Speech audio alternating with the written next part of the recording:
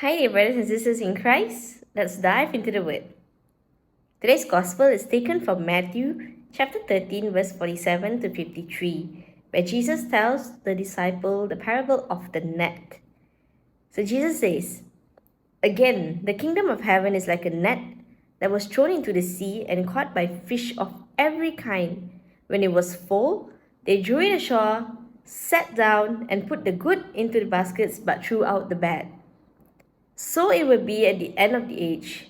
The angels will come out and separate the evil from the righteous and throw them into the furnace of fire, where there will be weeping and gnashing of teeth." Dear friends, based on today's gospel, there was a story that I stumbled upon that I'd like to share with you as well. And so it's about this man who met God, and he was always curious to know what heaven or hell was like. So when he met God, he asked him, "Can you tell me what heaven or hell is like?" And so God smiled, took him by the hand, and brought him in front of two doors. God asked him to go and look for himself in each door. And so the man opened the first door. He saw a round table with people sitting around. There was a big pot of stew in the middle of the table. And people that were sitting there had very long spoons attached to their arms. The spoons were long enough to reach the stew, but the handle was so long that they were not able to get the spoonful of food into their mouths. And so everyone looked very thin, very sickly. People there looked very miserable and unhappy. And so the man shuddered at the sight of their misery. And now it was time to go through the second door. The man went in and saw that the room was exactly the same as the first room. Large round table, people sitting with their spoon-like arms, and a big pot of stew. The only difference there was people in that room were well-nourished and healthy, happily talking and eating. And so the man was so confused, he asked God, "I don't understand. The rooms are the same, but why is one room so miserable and the other so happy?"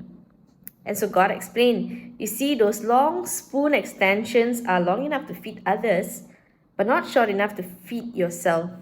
So the first room was like hell. People were selfish and greedy, but they were not able to feed themselves. The second room was heaven. It was full of people who loved and cared for each other, and they were able to feed each other with the long spoons, and because of that, they were happy. And so, my dear friends, looking at the parable and the story today, there are two things that we need to acknowledge. First, we are all sinners. There's a constant battle of good and evil within us. And second is that we all need each other. When we look at the parable of the net, it is so easy for us to just look within ourselves, more inward looking, and think of how I can get to heaven, how I need to be the good fish so that I will not be thrown aside. But if we really understand God's mission, it is more than that, because we are not able to make it to heaven alone.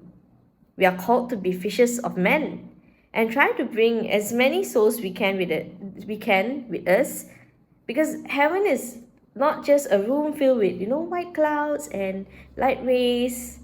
It is more than that. It is a place of love, worship, and communion with other people. And so, dear friends, the thought of hell should not only scare us away from its suffering for ourselves, but should also compel us to wish that no one else experiences such suffering. Sometimes when we are angry or upset, or if we maybe dislike someone or had an argument with someone, this is something I have fallen short sometimes as well. The words "go to hell" comes out very easily, sometimes a bit too easily as well.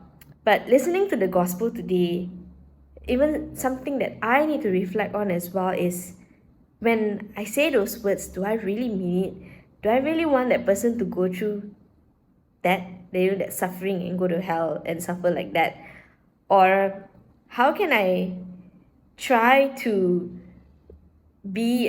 show kindness to this person? Maybe it could be as simple as offering up a prayer for that person. Is it hard?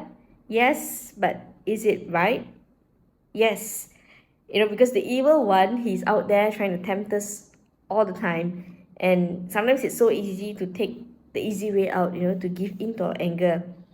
But Matthew chapter 7, verse 13 to 14, it says, "Enter through the narrow gate, for wide is the gate and broad is the road that leads to destruction, and many enter through it. But small is the gate and narrow the road that leads to life, and only a few find it."